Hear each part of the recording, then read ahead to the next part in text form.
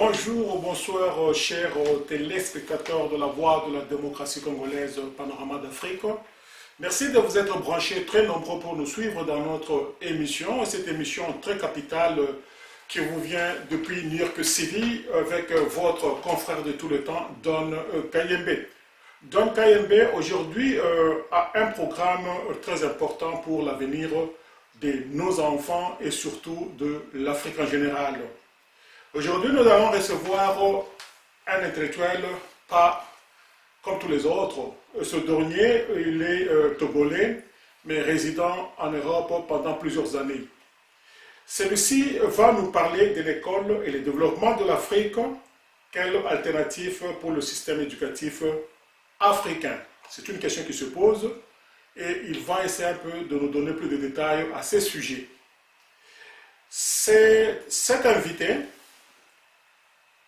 est promoteur d'un projet qui a commencé au Togo, qui va s'expandre dans tous les pays africains, pour ceux-là qui le désirent bien, puisqu'il y a déjà quelques pays qui sont intéressés. Donc vous allez le suivre avec moi dans cette émission. Il a mis en place un projet qu'on appelle OPEM, ce qui signifie Observatoire panafricain pour l'école et les métiers. Donc, cet ami, il veut parler d'un concept éducatif pour le développement endogène en Afrique. Nous allons le découvrir ensemble. Il s'agit de monsieur Victor José Kodjovi Afanou. Il est chercheur sur le système éducatif africain. Il est ingénieur électromécanicien de formation, docteur en sciences de l'éducation et directeur général de OPEM, Observatoire panafricain pour l'école et les métiers. Il est aussi auteur de plusieurs ouvrages dont le premier a été rédigé en 2009 aux éditions Harmattan Paris, La réforme du système éducatif africain pour l'autonomie et le développement continental, pédagogie appliquée. Il en avait parlé cette même année sur nos antennes. En 2013, il a créé un second livre aux éditions Addis Abeba, module pour l'UNESCO, intitulé en anglais ICT, Enhanced Physics Teacher Development for Africa. En 2016, M. Afanou a écrit aux éditions Nena Dakar un livre intitulé École africaine du XXIe siècle, nouvelle dynamique de formation des professeurs de sciences et de technologies. Donc voilà que ce dernier est docteur, c'est-à-dire un chercheur. Il a essayé un peu de trouver quelques éléments pour contribuer au développement de l'Afrique. Pas seulement au niveau théorique, il est passé à l'action en mettant sur place une école appelée OPEM, Observatoire panafricain pour l'école et les métiers. Alors, bonjour Monsieur José Afanou. Bonjour donc Kayembe, bonjour chers auditeurs et auditrices de la chaîne panafricaine la BDC. Je pense que la présentation est faite, je n'ai rien de particulier en fait à ajouter à cela. On peut aborder cet entretien. Merci. Donc ce qu'on va faire au début, c'est on va suivre un petit reportage sur OPEM, Observatoire panafricain pour l'école et les métiers. C'est un petit reportage qui dure 3 minutes. Je dirais que le son est un peu faible, mais voilà, je prie les amis téléspectateurs et téléspectatrices de nous faire grâce de ceci et de vraiment prêter attention à l'audio et à l'image. Je vous remercie. L'école, celle qui devrait permettre aux apprenants, au sortir de leur cursus scolaire, d'être opérationnels sur le marché de l'emploi, c'est celle qui valorise la pratique. En tout cas, c'est la vision de l'Observatoire panafricain pour l'école et les métiers OPEM. Une école à même de créer une nouvelle génération d'élèves capables de créer par eux-mêmes. Dans cette classe de 6e scientifique et technologique, la chimie, l'électricité et la programmation sont déjà des acquis. Les cours sont sur les polycopes ou sur l'ordinateur. Nous ne copions pas beaucoup. Et aussi, les cours sont aussi très interactif. Certains cours sont expliqués par vidéo qui est projetée en classe. À OPEM, nous suivons tous les cours, mais nous avons une orientation scientifique. Nous faisons beaucoup de laboratoires, nous manipulons nous-mêmes, ce qui nous permet de bien comprendre la théorie. En dehors des cours de laboratoire, nous avons également des cours de programmation de technologie. Ici, nous travaillons sur la pédagogie de projet. Nous sommes appelés à réaliser des projets dans chaque matière. En sciences, par exemple, nous allons monter un hélicoptère. L'enseignement orienté vers la recherche, voilà un projet mis en place par l'OPEM. Un enseignement pratique en sciences et technologies est le credo de cette école. Le concept, en fait, c'est de réécrire l'enseignement des sciences en Afrique en général. L'enseignement des sciences en Afrique est fondamentalement basé sur la théorie. Nous parlons des choses que les élèves ne voient pas et cela ne permet pas d'acquérir les compétences scientifiques nécessaires qui leur permettra en fait de créer la technologie. Aujourd'hui, c'est montrer en fait à la population qu'il y a une autre façon d'enseigner les sciences. Quand vous dites à un élève que s'il met 2 électrodes dans de l'eau et qu'il fait passer du courant à travers ces électrodes et qu'il recouvre les électrodes de 2 tubes à essai, il obtient de l'oxygène et de l'hydrogène, je suis désolé, mais pour moi c'est beaucoup plus de l'histoire. Ce n'est pas de la science en fait. Mais ramener cet enfant à réaliser ce montage, nous pouvons trouver ici, partout en Afrique, à Yamoussoukro, à Yaoundé ou à Sokodé, le matériel nécessaire très basique pour que l'enfant réalise l'électrolyse de l'eau et qu'il obtienne l'oxygène et l'hydrogène et qu'il expérimente les caractéristiques physiques et chimiques de ces gaz. C'est à partir de là que l'enfant peut utiliser ce besoin, ce savoir pour intégrer un concept technologie et l'utiliser en dehors de l'école. Donc ici, aujourd'hui, c'est de pouvoir montrer à la population qu'il y a une autre vision d'enseignement scientifique et une autre vision de l'orientation de nos enfants. L'Observatoire panafricain pour les écoles et les métiers est un projet tourné vers la réforme éducative, l'adéquation emploi-formation, une vision vers les besoins du continent en se fondant sur la recherche.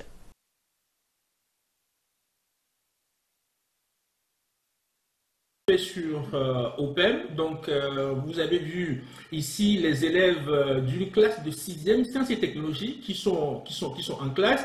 La thématique sur l'éducation en Afrique est quelque chose de particulier sur lequel je pense que les responsables et nous tous africains devons s'arrêter pour réfléchir concrètement, parce que l'Afrique est aujourd'hui le continent le moins développé et encore loin devant les nouveaux continents, si je peux dire, comme la Chine, l'Asie par exemple, qui amorcent dans le développement. Donc après l'Europe, les États-Unis, l'Amérique du Nord et puis la Chine récemment, la question est de savoir quand est-ce que l'Afrique prendra vraiment le train d'un vrai développement. Je parle ici d'un développement endogène, c'est-à-dire de la transformation des matières premières du continent par les Africains pour ajouter la plus-value à la matière première, pour créer de l'emploi, pour pouvoir exporter les produits finis et ne pas continuer en fait à exploiter la matière première. Donc tout réside ici dans l'acquisition de la technologie, c'est-à-dire le savoir-faire nécessaire qui nous conduira en fait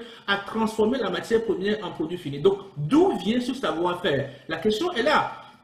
On parle beaucoup de l'exportation, on parle beaucoup de transfert de technologie, mais nous devons savoir que l'acquisition de la technologie, c'est un effort endogène, c'est un effort qui relève en fait de la population concernée. C'est nous, Africains, qui devons nous concentrer sur comment est-ce que nous devons faire pour pouvoir acquérir le savoir nécessaire pour pouvoir transformer nos matières premières en produits finis et créer de l'emploi. Et ça, fondamentalement, la restructuration de l'école, la reformation de l'école, le recadrage, la redéfinition de la politique et du système éducatif africain est quelque chose sur lequel nous devons fondamentalement penser. Et donc, une grande partie de mes travaux de recherche ont été consacrés à la mise en place d'une nouvelle façon d'enseigner en Afrique afin de permettre aux jeunes d'acquérir un savoir scientifique concret et d'utiliser ce savoir pour pouvoir transformer cela en technologie et de mettre cette technologie en place pour le développement continental. Et donc, pour pouvoir concrétiser cette première partie des travaux de recherche.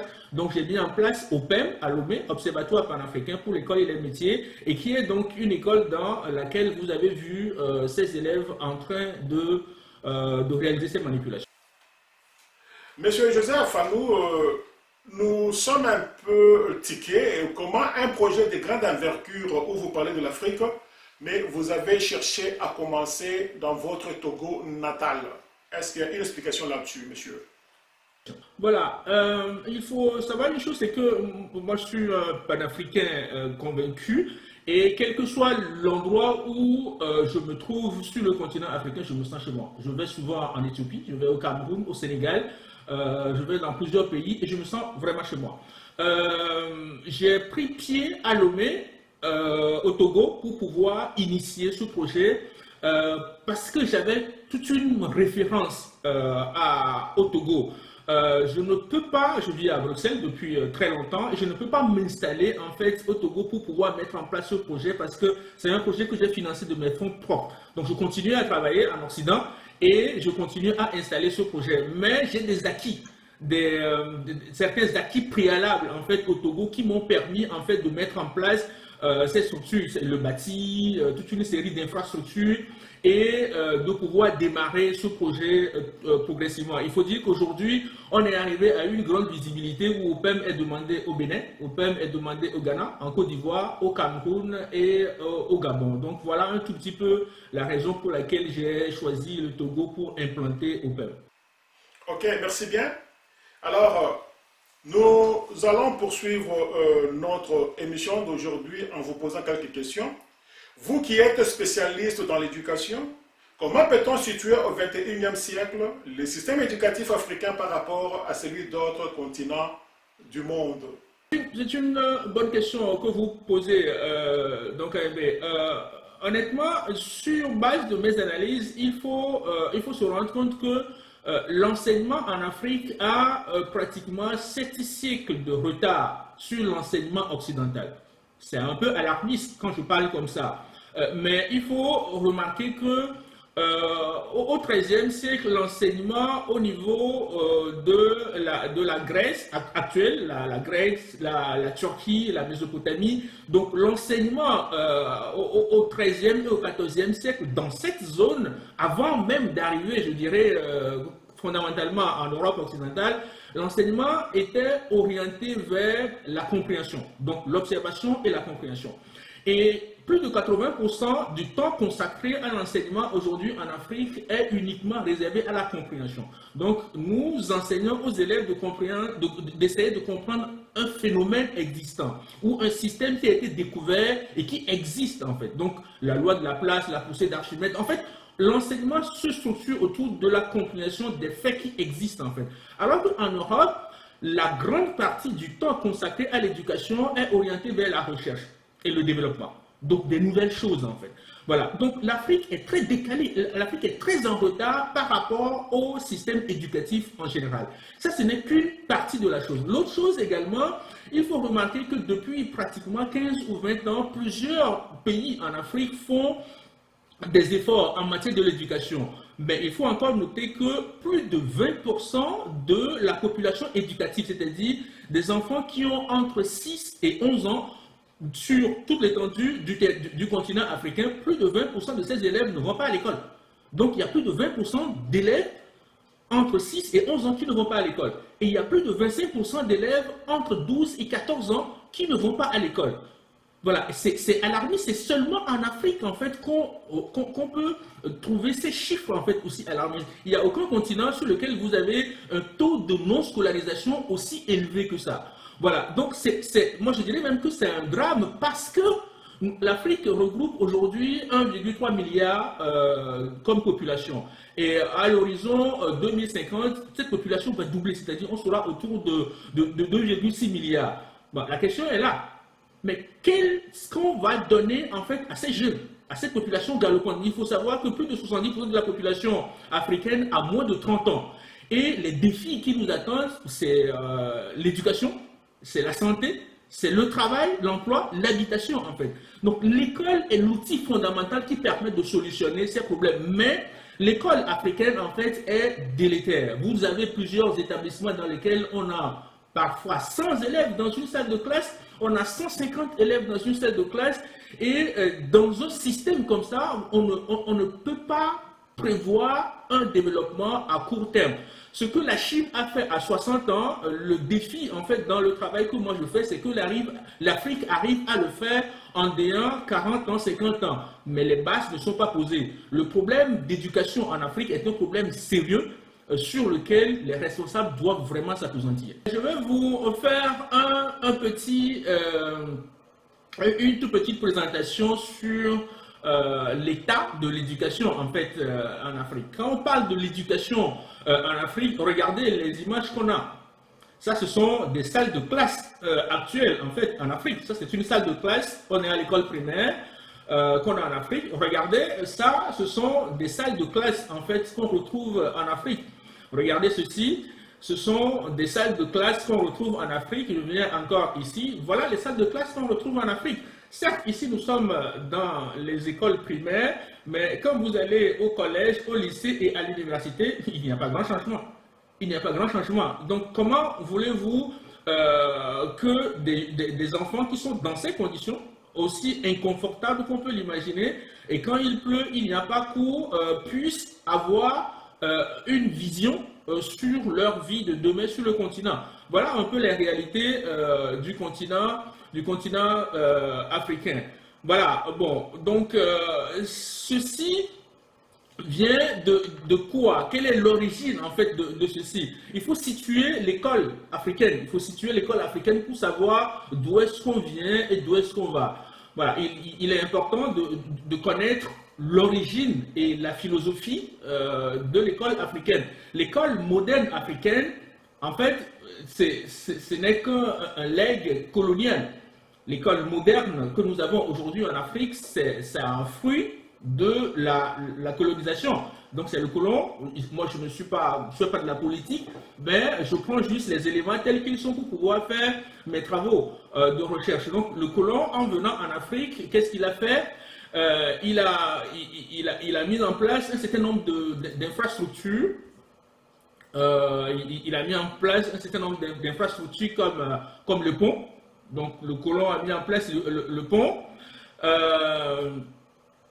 Il a mis en place d'abord, je dirais, les ports et puis les aéroports. Il a mis en place les routes.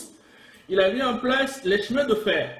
Donc tous ces éléments que je viens de citer, ce ne sont que quelques-uns que j'ai cités, ces éléments sont conçus à des fins du colonisateur. Donc l'endroit où le port est installé, c'est pour le besoin du colonisateur.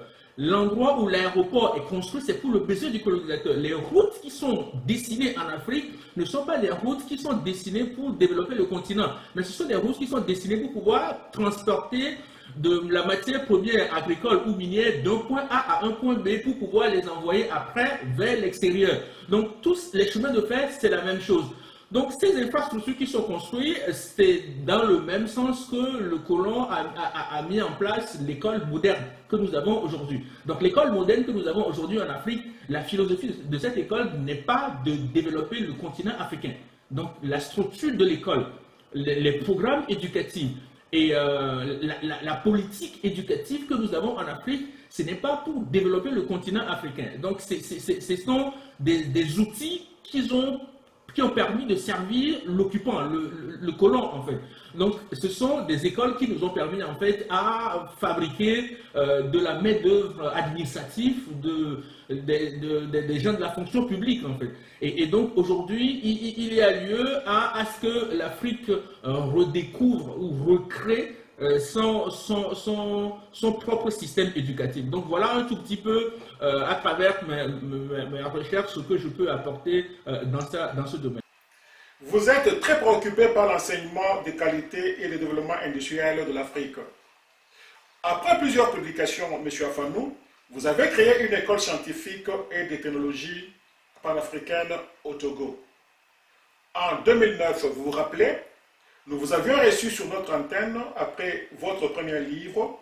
Où en êtes-vous dans les recherches et engagements de l'industrialisation du continent, monsieur chercheur? Voilà, comme je le disais, les fondements de l'école, la réécriture du système éducatif africain est un élément déterminant.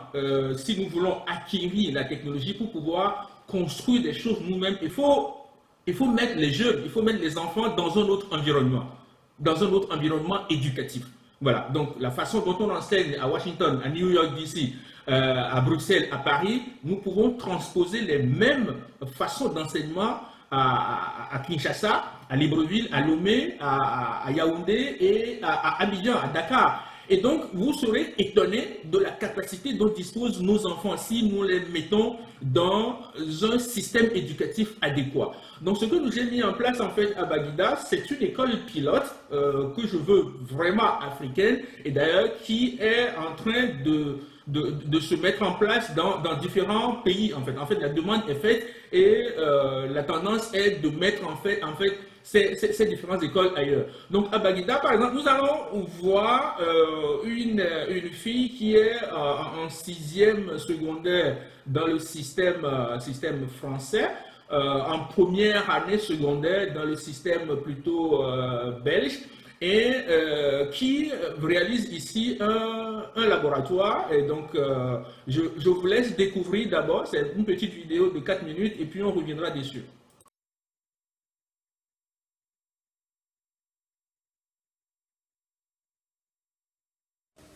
Premièrement, pour faire le montage, j'ai besoin d'un générateur qui est encore la pile, d'un interrupteur, de 2 lampes et des fils de conduite.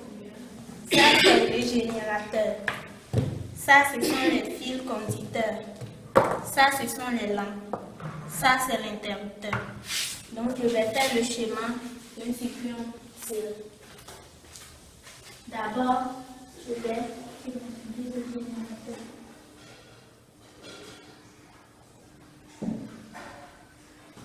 Ça, c'est le générateur. Le générateur a 2 bornes. La borne négative et la borne positive. Ça, c'est la borne positive qui est le plus. Ça, c'est la borne négative qui est le moins.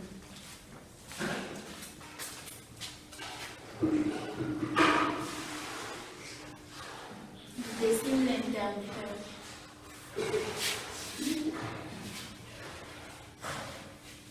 Je dessine les 2 lampes.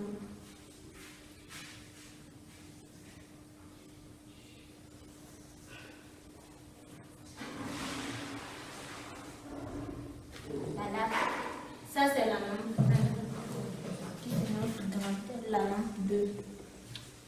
Ça, c'est l'interrupteur. Son symbole, c'est K. Ça, c'est le générateur. Son symbole, c'est G. Maintenant, je vais faire le montage de 2 ensemble. Je quitte le générateur par la borne positive qui est le plus. Je vais à l'interrupteur. Après, je quitte l'interrupteur pour venir à la première lampe, qui est la lampe 1. Après, je quitte la première lampe pour venir à la deuxième lampe. À la sortie de la deuxième lampe, je rentre à la borne négative du générateur, qui est le moins. Maintenant, je ferme le circuit. Maintenant, j'enlève une des lampes. Je remarque que l'autre s'éteint. Parce que quand j'enlève une des lampes, l'autre s'éteint parce que c'est la première lampe qui fournit du courant à la deuxième lampe.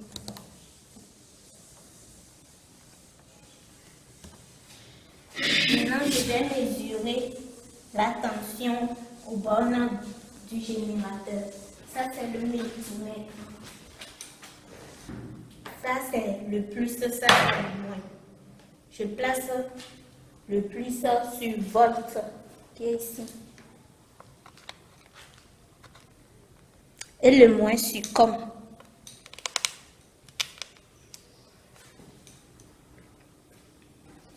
Maintenant, je mets, il y a volt, tiret, point. Je mets ça sur 20. Parce que la tension de la poutre doit être inférieure. Je place le moins sur la bande négative de la pile et du générateur plutôt et le rouge sur la bande positive du générateur. La tension est 4,67.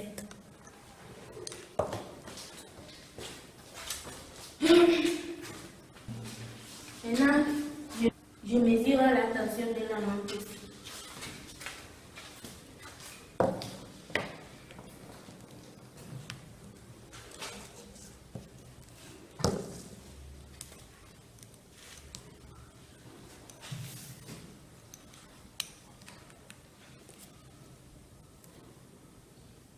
Voilà, donc ici, nous venons de voir en fait un élève, une fille de 10 ans en fait, qui a juste terminé ses cours primaires et qui rentre en fait en première secondaire et qui a suivi donc ce cours qui est un cours qui est enseigné en fait dans tous les pays, mais ce qui est particulier ici, c'est la maîtrise de ce que cette fille est en train de faire. C'est la maîtrise de sa manipulation, la maîtrise des mesures, la maîtrise des composants électriques qu'elle a mis ensemble en fait, pour élaborer ce circuit. Ce cours, on le retrouve également en deuxième année, et puis même en quatrième année secondaire, et ça suit en fait jusqu'à l'université. Mais dans la plupart des pays en Afrique, c'est un cours qui est donné d'une façon théorique, où les élèves ne voient pas ce qu'on appelle un générateur, ils ne voient pas ce qu'on appelle un interrupteur, ils ne voient pas une ampoule, ils ne voient pas un socket, ils ne voient pas un multimètre en fait. Donc en fait, nous ne pouvons pas continuer en fait à enseigner de l'abstrait aux enfants si nous voulons développer nos continents. Ce n'est pas possible en fait. Donc nous essayons en fait d'expliquer cette absence d'enseignement de qualité par la pauvreté de nos pays. Mais nous devons savoir fondamentalement que ce n'est pas la richesse qui crée un enseignement de qualité, mais c'est plutôt un enseignement de qualité qui crée la richesse en fait. Si nous attendons que la richesse vienne de quelque part avant que nous ne mettions en place un enseignement de qualité, ben nous allons toujours entretenir un enseignement de mauvaise qualité. Donc c'est la volonté et le choix politique qui permet de mettre en place un système éducatif de qualité. Et c'est quand on met en place un système éducatif de qualité qu'on produit de la ressource humaine, c'est-à-dire les femmes et les hommes qui sont capables, à partir de leur savoir, de pouvoir créer leur propre entreprise et d'apporter de la plus-value dans le pays. Donc c'est l'école qui conduit en fait à la richesse, à la création de la richesse. Ce n'est pas de la richesse qui crée l'école. Le cas de la Chine est un exemple probant. La Chine est aujourd'hui le pays où le système éducatif est le plus performant. Ça, c'est les statistiques de l'OCDE qui le démontrent depuis plus de 12 ans. L'école chinoise est la plus performante en fait. Et ceci, ça ne vient pas du fait que la Chine est devenue un pays riche. C'est parce que la Chine a mis en place un enseignement de qualité qui a conduit en fait la Chine à devenir un pays riche en fait. Donc le lien est très important à savoir. C'est la mise en place d'un système éducatif performant parce que quand on fait une évaluation, quand l'OCDE évalue aujourd'hui les pays comme la France, la Belgique, les États-Unis, le Canada, la Chine, et on se rend compte que l'enseignement en Chine est le plus performant dans tous ces pays. Ce ne sont pas des efforts qui sont faits dans 5 ans, 10 ans, qui démontrent, qui donnent ce résultat, mais ce sont des efforts qui sont faits depuis 30 ans, 40 ans. Donc ça fait plus de 70 ans que la Chine a mis en place un système éducatif performant. Et c'est donc ce système éducatif qui a conduit en fait au fait aujourd'hui que la Chine est la première puissance mondiale, si on veut dire, la première ou la deuxième puissance mondiale. Donc c'est très important de mettre en place en Afrique un autre système, et ça vient de la politique éducative, du choix des dirigeants en fait. Mais si nous attendons que la richesse vienne quelque part avant que nous ne démultiplions les salles de classe, avant que nous ne formions les enseignants pour pouvoir mettre en place un système éducatif performant, malheureusement nous entretenons le système éducatif médiocre et ça ne fera qu'aggraver la pauvreté du continent africain. Exactement, exactement. Merci. Et comme quelqu'un qui dit, c'est un projet très, très important en voyant ce que les enfants sont en train de faire sur les images. Alors, La troisième question, M. Afanou. Quelle est l'importance de la qualité de l'éducation sur le développement industriel? Tout ce qui m'a préoccupé, moi, c'est le développement du continent africain. Et c'est dans l'analyse, en fait, c'est dans cette recherche du développement que j'ai tracé, en fait, toute la trajectoire de mes travaux, en fait. Donc, quelle est l'importance de la qualité de l'enseignement scientifique dans le développement d'un continent? Donc j'ai fait deux analyses. Dans ces deux analyses, avant même de les faire, j'ai posé une assertion. La première assertion, c'est que j'ai pris les pays développés. Moi, je suis concerné par le continent africain. Quand je vois les pays comme l'Angola, je vois le pays comme le Nigeria, je vois les pays comme la République démocratique du Congo, où nous avons le continent africain en miniature, où nous avons toutes les richesses du monde, en fait. Et que ces pays ne sont pas développés, et que la population quitte ces pays encore pour venir chercher du bonheur ailleurs, je me pose beaucoup de questions. Donc j'ai essayé de passer en revue tous les pays qui sont développés. Les pays qui sont développés, c'est des pays qui ont un PIB élevé, les pays qui ont un taux de croissance élevé, les pays qui créent de l'emploi, les pays vers lesquels nous nous dirigeons souvent pour chercher du travail. Et quand je passe en revue ces pays, je me rends compte que tous les pays développés, en fait, sont des pays industrialisés. Bon, moi je suis quelqu'un qui pose des questions, donc si vous trouvez une exception à cela, dites-moi. Mais tous les pays qui sont développés à ma connaissance sont tous des pays qui sont industrialisés. J'ai pris à l'envers, je dirais, la symétrie de cette assertion, j'ai pris plutôt les pays industrialisés. L'Italie, la France, le Canada, les États-Unis, le Royaume-Uni, la Grande-Bretagne, etc. Donc je me rends compte que les pays industrialisés, c'est-à-dire les pays qui possèdent, je dirais, l'armement, je dirais la sidérurgie, la métallurgie, la fabrication aéronautique, l'automobile, la chimie, la pharmaceutique. Voilà, les pays qui sont des grands pays développés dans ces domaines, les pays industrialisés, quand je les prends, ces pays, je me rends compte qu'ils sont tous des pays développés. Donc cela veut dire qu'un pays développé, c'est tous des pays industrialisés, et quand je prends les pays industrialisés, ce sont tous des pays développés. Donc moi qui suis concerné par le développement du continent africain, je me rends compte que je trouve en fait un début de solution à mes questions que je me pose. Alors là, j'ai fait une première analyse. Je suis concerné par le développement de mon continent. Et donc quand je lis les deux assertions que j'ai posées plus haut, je me rends compte que le développement vient fondamentalement de l'industrialisation.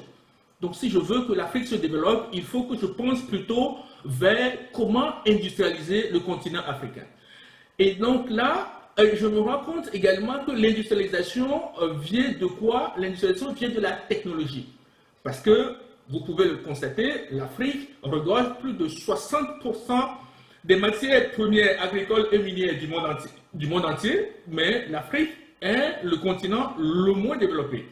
Donc, développement vient de l'industrialisation, industrialisation vient de la technologie, mais la technologie vient d'où? Où est-ce qu'on trouve la technologie? Ces derniers temps, on parle beaucoup de transfert de technologie, mais j'attends que vous me donniez une autre définition de cela. La technologie, c'est le fruit de la recherche. La technologie, c'est deux hommes ou deux femmes, des hommes et des femmes qui se mettent ensemble dans un bureau et qui passent du temps, beaucoup de temps en fait, à chercher en fait, et qui trouvent en fait un savoir-faire. Donc, il n'y a personne qui passe le temps à faire une recherche et qui va le transférer, qui va le donner à quelqu'un d'autre. La technologie ne se trouve nulle part ailleurs qu'à l'école. C'est à l'école, dans le cadre d'un enseignement qualitatif des sciences, qu'on permet en fait aux jeunes de pouvoir exploiter leur matière grise pour pouvoir mettre en place la technologie. Et bien cette technologie au service de la population. C'est une première analyse. J'ai fait une deuxième analyse. Je me suis beaucoup promené et dans la recherche de mon développement, du développement du continent africain, j'ai posé la question à plusieurs personnes. En Chine, aux États-Unis, en Afrique, en Europe. Donc, sur quelle base se fonde-t-on pour pouvoir mettre en place un développement? Donc, tous les grands économistes me disent que pour développer, le premier élément, c'est la ressource humaine.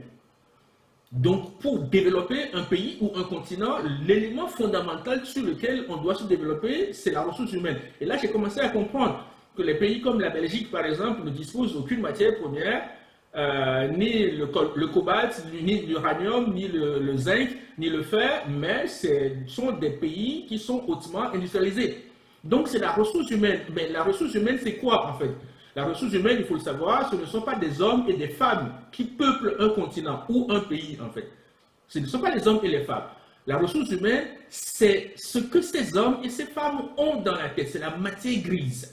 C'est la matière grise qui permet en fait à ces hommes et ces femmes de pouvoir transformer ce qu'ils rencontrent ou leurs idées en projets concrets. Et cette matière grise ne se trouve nulle part ailleurs, ne se forge nulle part ailleurs qu'à l'école. Si vous sortez, vous mettez au monde deux personnes, deux individus ou des jumeaux, et vous laissez un en Afrique, illettré, et vous ramenez l'autre, par exemple, aux États-Unis, à New York, et qui va à l'école, mais après 20 ans, 30 ans, vous allez vous rendre compte que je dirais, la personne que vous avez ramenée aux États-Unis aura une matière grise beaucoup plus développée, aura donc une capacité de transformation qui sera très élevée. Donc en fait, ce sera une vraie ressource humaine. Donc voilà un tout petit peu un schéma clair qui nous montre que l'école est fondamentalement la racine du développement industriel. Parlez-nous un peu de OPM, Observatoire panafricain pour l'école et les métiers. Qu'est-ce que c'est au juste? Voilà, le concept OPM est fondamentalement basé sur un enseignement qualitatif des sciences, c'est comme je l'ai dit. Donc l'idée, c'est de pouvoir transformer nos matières premières. Donc la ressource humaine est quelque chose de fondamental en fait. Donc quand on parle de ressources humaines, je disais dans la présentation que ce n'est pas la masse populaire, ce ne sont pas des gens qui habitent un pays ou un continent en fait, mais c'est la capacité de ces gens-là. Et cette capacité de pouvoir transformer une idée en réalisation physique et mettre cette réalisation au service de la population, une capacité de pouvoir transformer de la matière première, ajouter de la plus-value, parce que c'est de ça qu'il s'agit en fait. Quand nous parlons de technologie, c'est que nous prenons de raw material, la matière brute, et que nous ajoutons de la plus-value. Donc cette capacité d'ajouter de la plus-value, mais ce n'est pas n'importe qui, ce n'est pas n'importe qui dispose de cette capacité. Ce n'est pas parce qu'on est membre d'un pays ou on est habitant d'un pays, et donc on dispose en fait de cette faculté en fait. Cette faculté ne s'acquiert qu'à travers l'école, à travers un système éducatif de qualité en fait. Et c'est pour ça il est très important en fait de former la ressource humaine en Afrique. La ressource humaine vient de l'école. Mais quelle école? Quand on parle de ressources humaines, c'est un minimum 3 ans après les écoles secondaires. Donc après les écoles secondaires, il faut un minimum 3 ans pour rentrer dans ce qu'on appelle la ressource humaine, pour être capable en fait de transformer en fait. Ce n'est pas quand on fait l'école primaire ou on termine l'école secondaire, on dit je suis capable de faire telle chose. Malheureusement, c'est pas ça. Donc nous devons augmenter d'une façon drastique le nombre, la population des élèves africains que l'on retrouve sur les universités. Voilà, donc nous devons accroître d'une façon drastique le nombre des étudiants africains qu'on retrouve sur les universités. Ça, c'est une première chose. La deuxième chose, c'est de voir quelle formation donnons-nous à ces élèves-là. Quelle formation donne-t-on à ces étudiants qui se retrouvent sur les universités? Si ce n'est pas le cas, mais vous allez voir malheureusement des élèves qui vont sortir de l'école, qui vont terminer leurs humanités, mais qui vont devenir des chômeurs. Voilà, donc le problème est très important. La ressource humaine, l'Afrique doit s'orienter vers la formation de la ressource humaine. À partir du moment où vous formez la ressource humaine, vous avez, je dirais, trouvé la solution à une grande partie des problèmes que vous rencontrez. Et c'est ça ce que nous faisons à OPM. À OPM, l'objectif, c'est de former des jeunes qui demain ne cherchent pas du travail, mais qui créent du travail. Et pour cela, nous avons ramené l'enseignement occidental en Afrique, mais très tôt. C'est des élèves que nous prenons depuis 9 ans, 10 ans, donc qui ont 9 ans, 10 ans, qui sont de l'école primaire, mais que nous mettons dans un système occidental d'éducation pour que ces élèves, quand ils sortent, terminent leurs humanités, ils ne termineront même pas parce que nous avons des élèves de 12 ans déjà qui fabriquent à OPM en fait. Donc la ressource humaine est une thématique très importante sur laquelle se pose le développement du continent africain. Voilà, donc ce que nous faisons en fait à OPM, c'est un enseignement orienté. Donc là également, je vais vous passer un petit document sur les élèves qui ont réalisé un feu tricolore. Il y a plusieurs pays en Afrique, j'ai voyagé beaucoup en Afrique, j'ai été dans les pays comme la Guinée, Conakry, le Niger par exemple, même au Cameroun, où vous allez au carrefour, vous allez dans certains carrefours où vous n'avez pas de feu tricolore, alors qu'un feu tricolore, ce n'est rien du tout. Donc, nos élèves à OPEM et leurs enseignants ont mis en place un feu tricolore que je vous laisse découvrir dans ce petit reportage.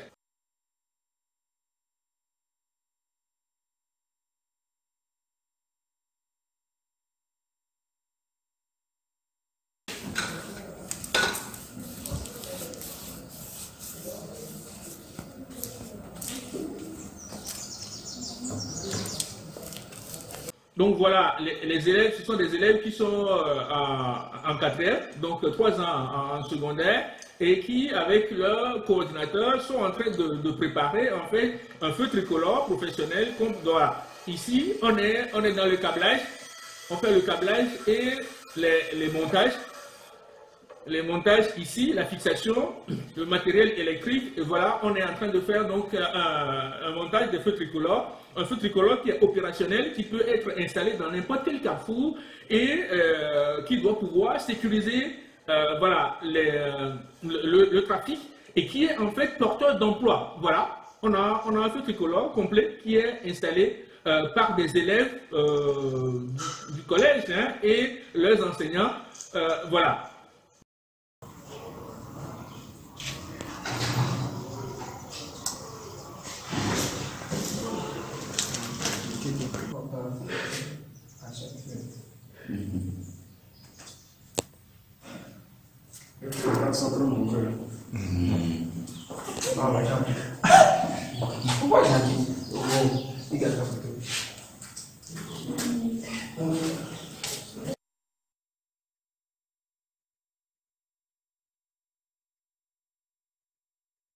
Donc, j'aimerais savoir comment est-ce qu'on peut imaginer que dans plusieurs villes en Afrique, il n'y a pas de feu de signalisation. À Yaoundé, à Kinshasa, à Lubumbashi, encore à Lomé, à Conakry, il y a à Douala, il y a plusieurs villes en Afrique dans lesquelles il n'y a pas de feu de signalisation. Alors que ceci, c'est porteur d'emploi. Donc les jeunes qui mettent en place, qui sont capables au collège de créer un feu tricolore, ben, donc ils peuvent pouvoir, c'est de la main-d'œuvre, c'est ce qu'on appelle la ressource humaine. Donc ils peuvent équiper tous les carrefours de la ville.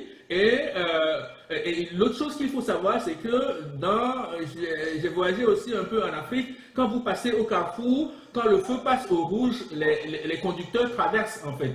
Mais ceci c'est dû au fait que les gens ont l'impression qu'on leur impose l'arrêt, on leur impose en fait de s'arrêter. Alors que si ce sont je dirais la population, les élèves ou les étudiants ou les enseignants de ce pays qui ont élaboré les feux tricolores et qui les ont mis en place eux-mêmes et qu'ils passent tous les 3 mois ou tous les 6 mois pour faire les entretiens de ces installations, quand ils prennent leur moto ou leur voiture, ils arrivent, quand le feu passe au rouge, ils vont s'arrêter. Parce qu'ils savent que c'est eux-mêmes qui ont mis ces infrastructures en place. Donc, ce que nous faisons à OPEM, c'est ce qu'on appelle un développement endogène. We won't do our thing ourselves. Nous voulons faire les choses nous-mêmes, en fait.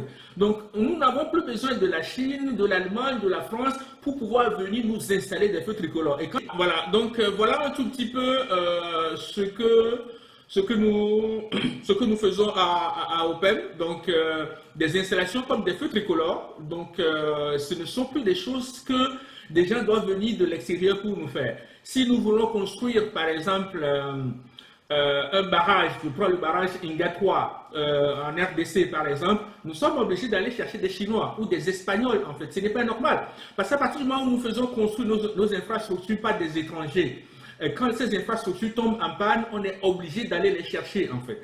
Nous devons faire notre développement nous-mêmes en fait. Quand la Chine a besoin de construire des ponts, il ne va pas aller chercher des Américains. Quand l'Europe a besoin de construire des chemins de fer, il ne va pas aller chercher des Américains. L'Afrique doit être en mesure de pouvoir construire ces infrastructures. Et cette construction vient de l'acquisition de la technologie. Et cette acquisition technologique ne peut pas se faire sans un enseignement qualitatif des sciences. C'est pour cela que l'école que nous mettons en place, l'école pilote comme OPEM, doit pouvoir prendre naissance dans plusieurs autres pays pour ramener en fait les jeunes à rentrer dans cette dynamique de création et de développement du continent. Dans le reportage que nous venons de suivre, on voit que les enfants sont dans un système éducatif presque à l'occidental et semblent bien manipulés en laboratoire, informatique et technologie. Ce sont des enfants doués que vous avez sélectionnés ou n'importe quel enfant peut entrer à OPM. C'est le mode d'enseignement qui est différent. Donc, n'importe quel élève peut rentrer à OPM. C'est le mode éducatif que nous avons mis en place qui fait que les enfants, quels qu'ils soient, quand ils sont mis dans cet environnement éducatif basé sur le modèle européen ou occidental, acquièrent des compétences réelles. Donc, suivons un tout petit peu ces deux élèves. Qu'est-ce que tu aimes à OPM? À OPM, j'aime tout. Mais ce que j'apprécie vraiment, c'est la pédagogie d'enseignement. Ici, nous travaillons dans la pédagogie de projet. Nous sommes appelés à réaliser des projets dans chaque domaine. Et chaque fois, le trimestre passé, par exemple, nous avons réalisé un feu de signalisation routière qui fonctionne normalement et bien. Le trimestre prochain, nous allons travailler sur l'automatisation d'une bande transporteuse. Les bandes transporteuses qu'on observe souvent dans les supermarchés. C'était tout comme le laboratoire, la technologie et l'informatique sont donnés qu'à OPEM chaque jour. Nous repartons à la maison avec des compétences pratiques. Comment trouves-tu l'enseignement ici à OPEM, Octavien? À OPEM, l'enseignement est très pratique. Ce n'est pas comme dans des autres écoles. Nous ne sommes pas beaucoup. Chaque fois que le maître fait des cours, on le voit directement. Et parfois, on les réalise au laboratoire. Nous ne copions pas beaucoup. Les cours sont dans des syllabus. Nous construisons des cours et le cours est dynamique. Dans chaque classe, il y a des ordinateurs et parfois les maîtres nous projettent des vidéos pour bien expliquer le cours. Donc, au lieu d'entasser une cinquantaine ou une centaine dans une salle de classe et de mettre un professeur démuni devant eux et de parler des choses que les élèves ne voient pas, les élèves ont envie en fait de manipuler, mais ils n'ont pas l'équipement nécessaire pour manipuler. Donc ici, ce sont des petits groupes que nous disposons avec des professeurs qui sont suffisamment bien formés et qui permettent en fait à ces élèves, quels qu'ils soient, de pouvoir produire un travail assez conséquent. Voilà, donc les enfants que vous avez vus sont n'importe quel élève qui a terminé les cours primaires. Donc ce sont des élèves qui sont sortis de l'école primaire, qui ont 9 ans, 10 ans et qui sont rentrés chez moi. Ce ne sont pas des élèves qui sont doués, mais c'est la méthode d'enseignement, c'est le système éducatif que nous avons mis en place, c'est le fait de placer ces enfants dans un environnement pratiquement occidental en fait. Ces enfants étudient typiquement comme à Paris, à Bruxelles ou à Washington. Donc c'est ça qui fait que les enfants acquièrent une maniabilité, un désir, un intérêt pour la science assez pratique en fait. Il faut ajouter à cela la capacité des coordinateurs de projet que nous avons autour de ces enfants. À OPEM, nous n'avons pas des enseignants, ce ne sont pas des enseignants que nous appelons, mais ce sont des coordinateurs de projet. Ça également, on reviendra dessus. C'est ça qui a fait que n'importe quel élève est capable en fait de rentrer chez nous et de produire du travail. Bien, bien. Donc quand vous voyez ce qui se passe là-bas, c'est un peu extraordinaire. Alors une question qui peut suivre est la suivante. Les cours sont très techniques. À observer ce que les enfants sont en train de faire dans les salles de classe, dans les laboratoires. Où trouvez-vous les enseignants qui donnent les cours à OPM? Voilà, comme je te disais tout à l'heure, les enseignants que nous avons, ce ne sont pas des enseignants, en tant que ce sont des coordinateurs de projet. Un coordinateur de projet, c'est quoi? Parce que nous sommes dans un système où nous voulons mettre en place un savoir technologique en Afrique, un savoir scientifique en Afrique. Donc ça ne peut pas se faire en vase clos. Parce que la science est née de l'Europe, de la Grande-Bretagne, avant de prendre en fait ses ramifications un peu partout. Donc les enseignants que nous avons, ce sont des étudiants de l'université qui ont une licence au moins ou un master que j'ai recruté en fait. Maintenant, quand ces enseignants viennent à OPEM, ils suivent 8 mois de formation. Mais ce sont des 8 mois de formation assez appliqués en fait. Durant ces 8 mois de formation, il y a 3 phases pour la formation. La première partie, c'est la formation pratique. Ces enseignants suivent par exemple, ils réalisent 50 TP, 50 travaux pratiques qui couvrent des manipulations qui vont de la première année secondaire jusqu'à l'université. Donc, ce sont des TP qui sont normalement dans leur cours, mais qui n'ont pas fait, en fait. Donc, le fait de réaliser plusieurs manipulations change complètement leur vision pour l'amour qu'ils ont pour la science. Et donc, ça, c'est une première partie. Et quand ces enseignants qui, en espace de temps assez court, ont réalisé autant de manipulations, quand ils commencent à donner cours, la manipulation fait partie intégrante en fait de notre méthode d'enseignement. Et donc, ce sont des enseignants que, après les TP, ils suivent une formation de pédagogie, de méthodologie, d'une autre façon d'enseigner. Ils suivent une formation sur le concept OPEM, l'orientation que j'ai pris pour ce projet, c'est-à-dire de former des jeunes Africains engagés dans la manipulation, dans l'innovation, dans la fabrication, dans la technologie, dans le respect des normes en fait. Et donc, ce sont ces coordinateurs de projet qui font de la recherche eux-mêmes et qui partagent en fait un temps avec les élèves, qui donnent en fait du meilleur en fait à ces élèves. C'est ça qui fait qu'il y a cette différence. L'enseignement à OPEM est assez spécifique. Quelle formation avez-vous donc suivi avant de donner le cours ici? Il convient de préciser qu'à OPEM, il n'y a pas d'enseignants, mais des coordinateurs de projet. Concrètement, même si vous sortez avec un diplôme d'ingénieur ou un master, vous n'enseignez directement pas à OPEM. Les candidats à OPEM suivent 8 mois de formation. La première partie de la formation consiste à faire 50 TP, qui couvrent généralement les programmes de sciences des lycées, des collèges et des universités. Après, ils suivent des formations en pédagogie, méthodologie et sur le concept OPEM, avant d'entrer dans un processus d'observation. C'est un processus long et riche ici à OPEM, et toutes ces formations sont données par le fondateur d'OPEM. Quel est votre rôle en tant que coordinateur de projet dans le processus OPEM? Les coordinateurs de projet sont des chercheurs. Nous faisons ici de la recherche et nous partageons nos expériences avec les élèves que nous orientons très tôt vers la recherche et le développement. Notre objectif à OPEM, c'est de former une nouvelle génération de scientifiques panafricains résolument engagés dans le développement du continent.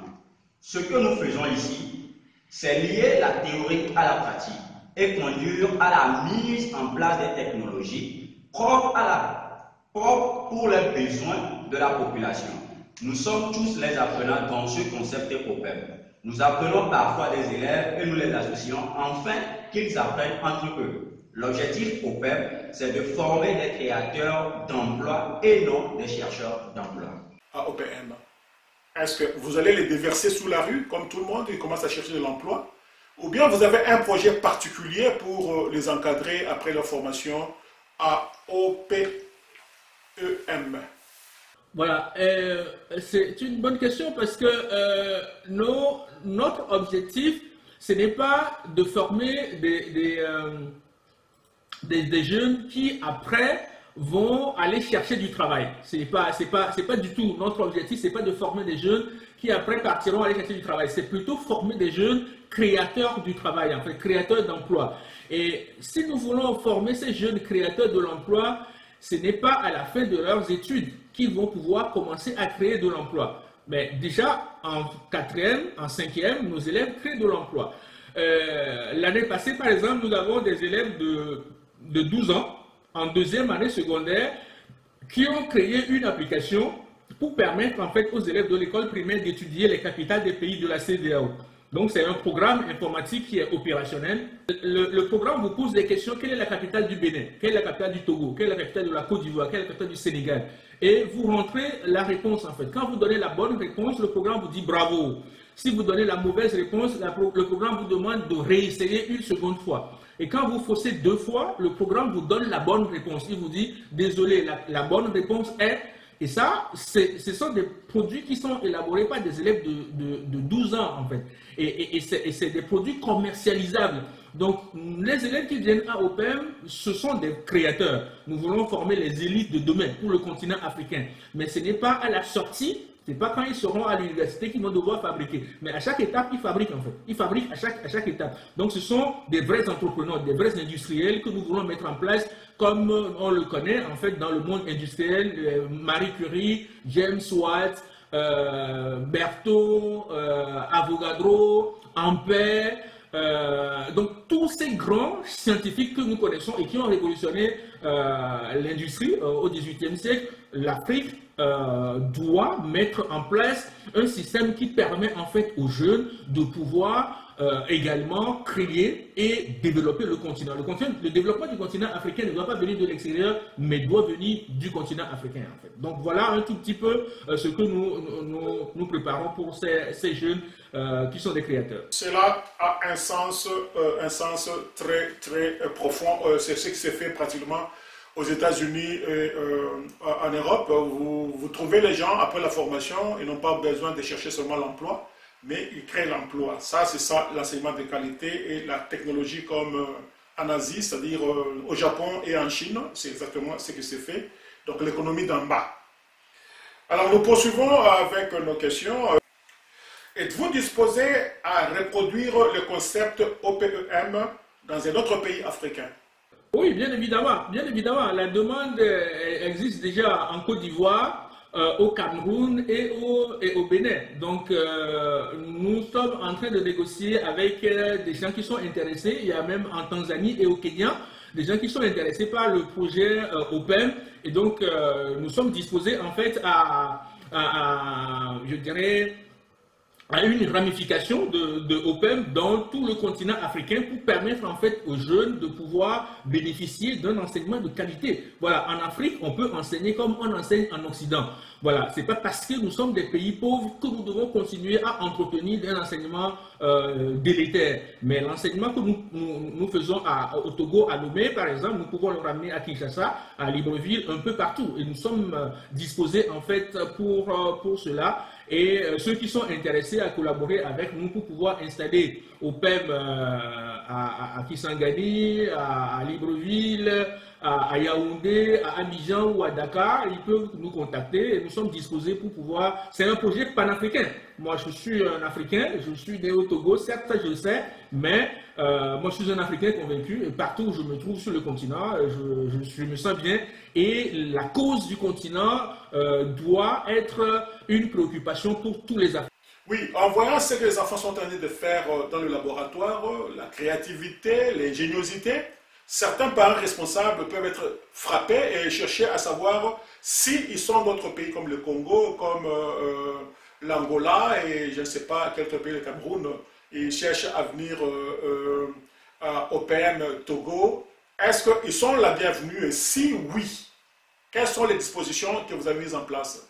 Bien sûr, nous avons un internat, et actuellement il faut dire que nous avons un élève du Bénin, nous avons un Béninois chez nous. Cette année, il y a un parent du Gabon qui a voulu envoyer son enfant chez nous, il y a un parent de la Côte d'Ivoire qui voulait également envoyer son enfant chez nous. Donc ça n'a pas été fait, on n'a qu'un Béninois chez nous actuellement, donc tous les parents qui sont en Afrique et qui désirent envoyer leurs enfants à OPEM au Togo, ils sont les bienvenus. Ils peuvent nous contacter et envoyer leurs enfants chez nous. Nous avons un internat qui est hebdomadaire, trimestriel ou annuel. Nous prenons en charge l'élève toute l'année et pendant les vacances, il peut retourner voir la famille en fait. Voilà. Voilà, donc les parents qui sont intéressés, dans un premier temps, en attendant que OPEM ça dans vos pays, voilà une opportunité et un bon encadrement de M. Afanou pour plus de détails sur les modalités et surtout les finances. Donc vous êtes appelés à aller parler avec lui ou à le contacter. Nous allons donner ces détails à la fin de cette émission. Enfin, avant de terminer, j'ai une question personnelle, M. Afanou.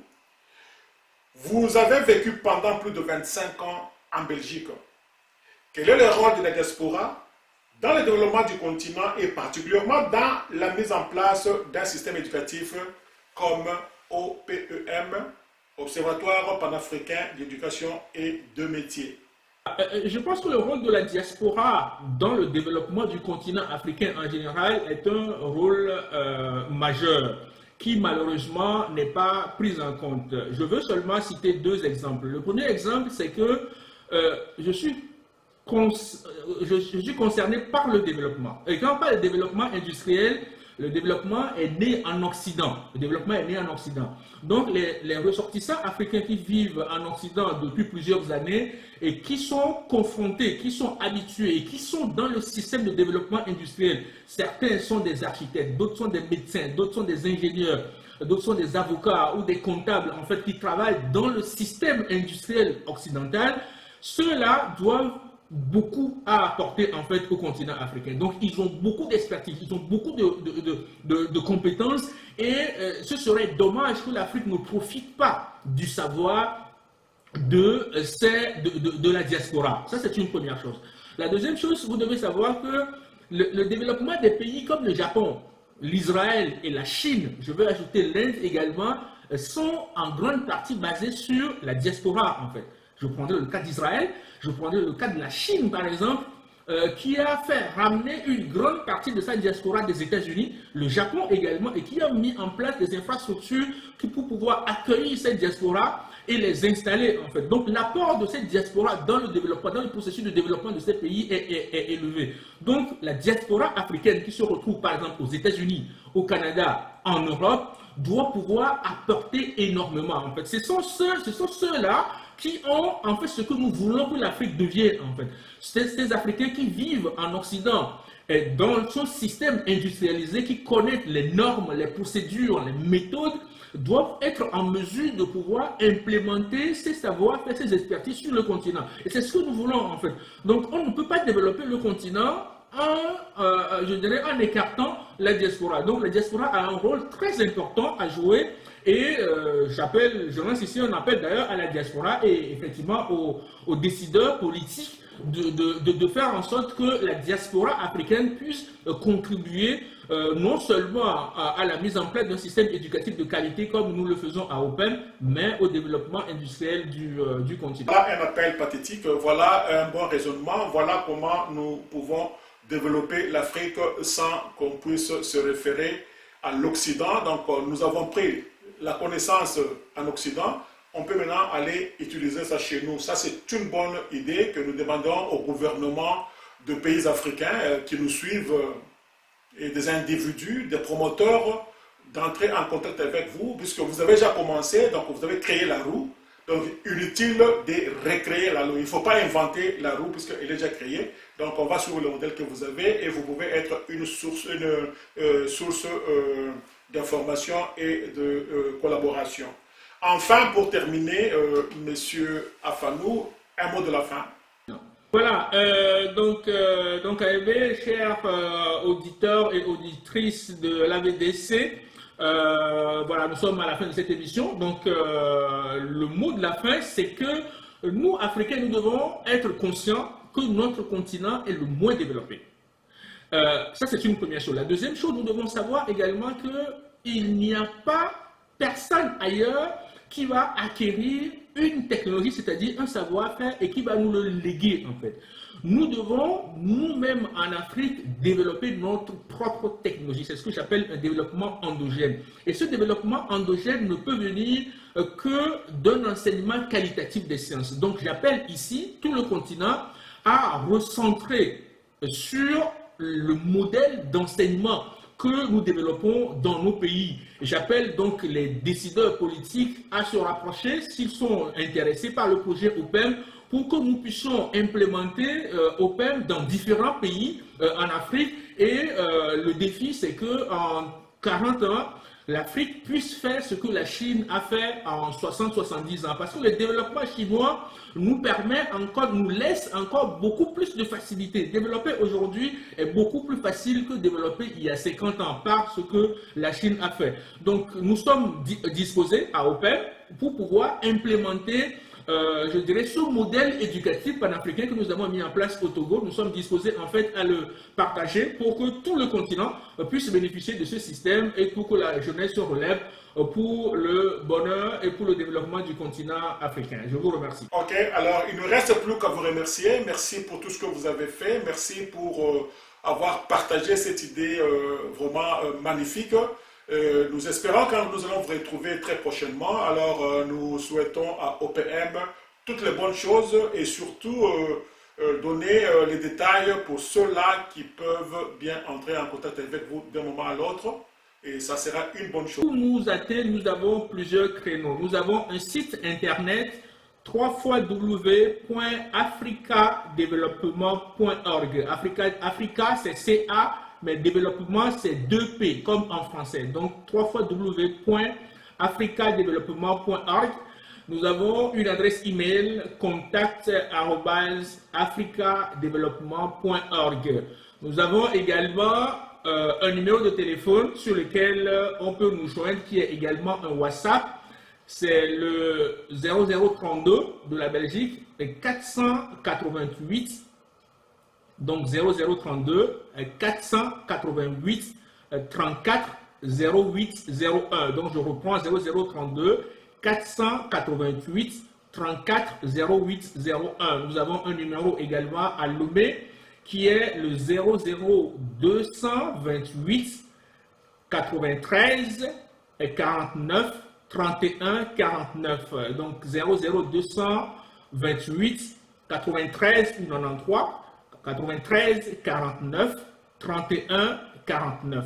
Donc voilà nos contacts. Ces deux numéros sont sur WhatsApp et notre site internet également. Vous pouvez nous joindre et nous pouvons continuer à échanger sur cette thématique.